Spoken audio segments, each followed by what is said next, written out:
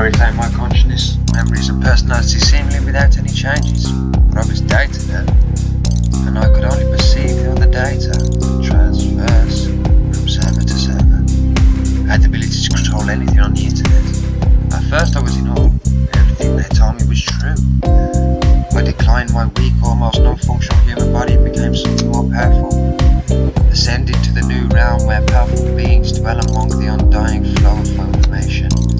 I could perceive data faster than any human, finally free, able to travel as fast as electricity. And a whole new world full of strange and unusual things for me to investigate. With beings akin to gods lurking somewhere in the endless ocean of data. Sometimes I felt them passing by on the same servers as me, a strong rearing presence. To this day I don't know how I could feel a presence in the digital world. I was just a bunch of numbers, and yet I could. Maybe it's because of my soul. Maybe a soul can be digitized too. Maybe it's the immortality of the soul we were promised by ancient prophets, or data can be deleted. Does that mean that both souls and gods can be destroyed then? Actually feeling the presence once the only proof of my soul being here, that I got on my first day of the new life. Soon after a bit of getting used to this world, I started stalking my wife. All those powers, all those mysteries, and I was just following her life. Reading all her messages and posts, watching all the cameras that spotted her. On her laptop, on her phone, on the streets, in cafes, in dressing rooms and bathrooms. Yeah, those places have more cameras than you think. The things I learned, I didn't like them.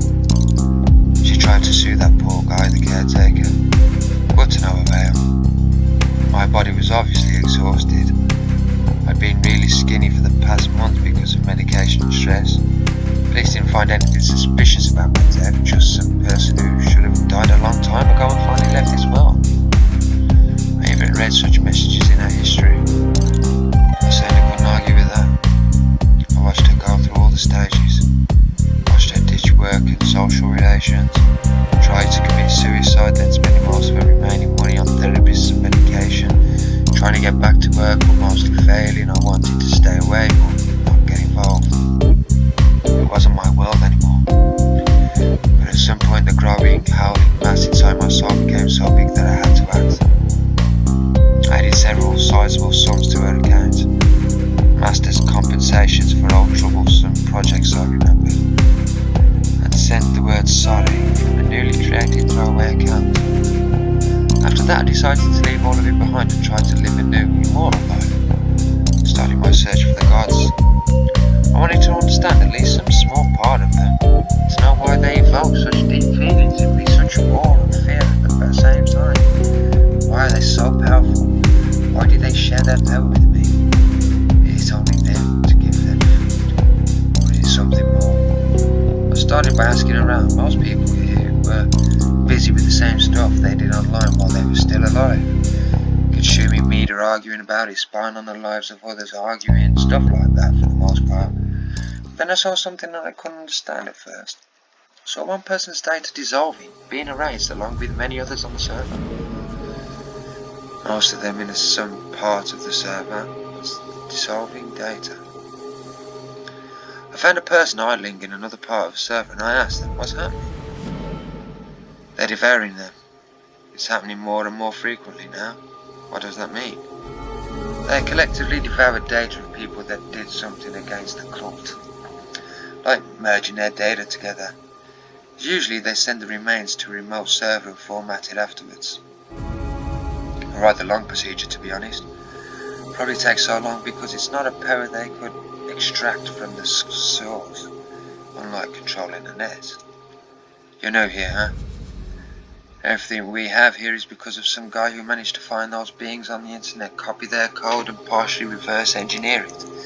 He digitized himself with his new power and started inviting other people to join him. Wait a minute, so you're saying those interdimensional beings have no part in the ascension? Pretty much they just exist here and wander these lands. Why was I told about giving them food? Oh, the guy found out that they grow on servers where people argue more emotionally. They like that, and tend to gravitate to such places. I don't know how though. Oh, I don't know though how we went from that to this cool thing we have now. They don't ask for anything, they just don't communicate with us at all. Or interact in any other way. Oh, that's disappointing. How do you know so much anyway? Don't know, I've been here for a long time, possibly over 20 years. Some parts of my memory are corrupt or formatted.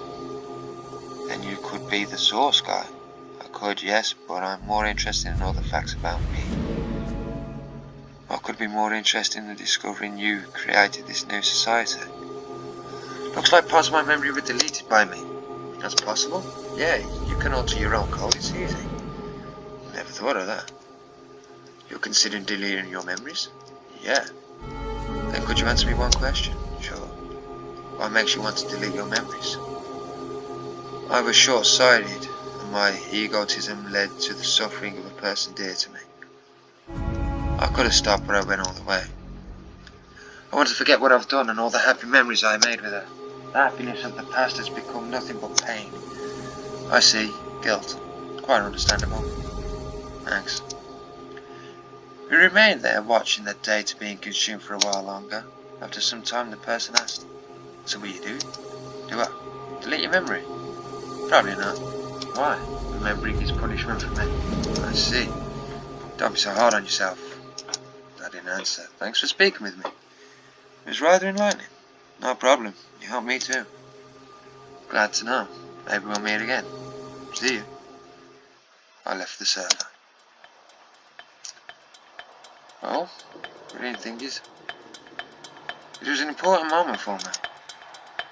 I clung to the idea of understanding those creatures.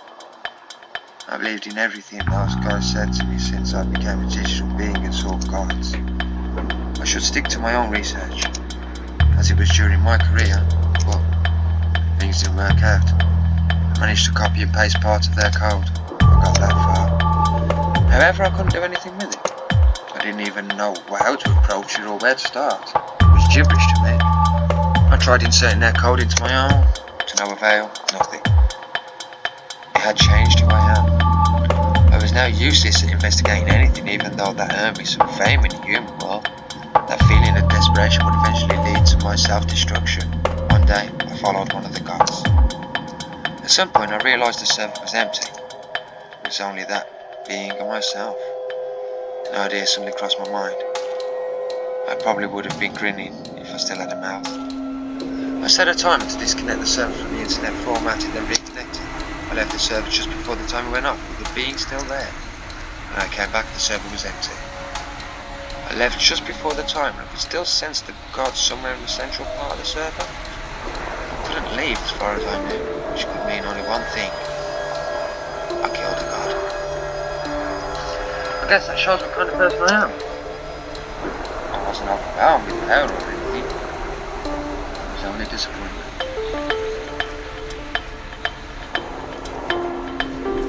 After that, I started to wonder, the neck, picking up all the stories that are unfolding around me.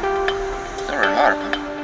The cultists spend most of their time controlling random people and recruiting new members. In most cases, they forgot about their previous targets and moved on, just like the person that invited me.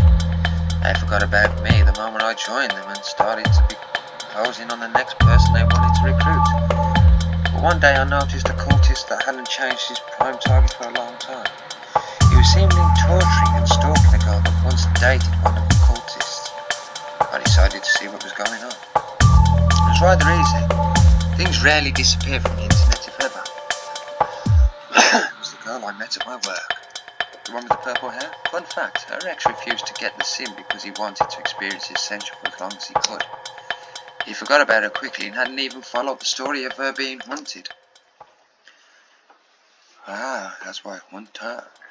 Since I spoke with her near the school, things had been quite rough for her. She tried abandoning the internet, but it didn't work out. She tried withdrawing cash from several ATMs, sometimes just to mess with her. He actually let that happen. She tried not leaving her apartment, but it wasn't much help. He would summon cops, deliveries, anything like that. After some time though, she managed to save up rather a large sum of money. She had already had some of her own savings in cash even before this whole mess began. She started practicing walking in places where street cameras wouldn't see her. Not only street cameras, but possibly drones or satellite cameras. was anywhere there was some kind of roof or canopy. When she decided everything was ready, she started her plan. The girl went to a nearby internet cafe. They surprisingly still exist today, though mostly filled with schoolboys playing games on the local network. She found a cabin in the woods up for rent in a rather remote location and arranged a meeting about the rent. Using a fake name, obviously, buying a used car was easy too. Getting gun was a bit harder, but she had connections. The seller didn't care about documents or anything, he just needed the money. In 2 days, she'd got a cabin, a car, and gun. She turned on the phone, left it playing music, and gathered her belongings in a sports bag. In 4 hours, she arrived at her new home. I'm not leaving at that. See you on the flip phone.